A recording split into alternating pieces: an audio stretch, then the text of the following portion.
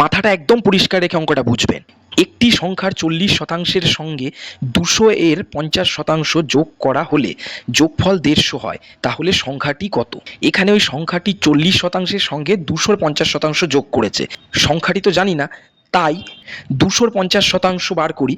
200-র 50% হচ্ছে 100, আর বলেছে এই 200-র 50%-এর সঙ্গে ওই সংখ্যার 40% যোগ করলে 150 হবে। অর্থাৎ 150 থেকে এই 100 বিয়োগ করে দিই, 50 বার হচ্ছে। এটি হলো এই 40%। তাহলে এই 40% সমান যদি 50 হয়, 100 মান কত? আর 100 বার করলেই তো সম্পূর্ণটা বেরিয়ে যাবে। 0 0 কাটা, 25 দিয়ে 100 কাটলে 4, 5 25 125। তাহলে আসল সংখ্যাটা হচ্ছে 125, অপশান বি। আরেকটি একই অঙ্ক দেওয়া হলো, একটি সংখ্যার 25%-এর সঙ্গে 150 এর 30% যোগ করা হলে যোগফল 75 হয়, তাহলে সংখ্যাটি কত?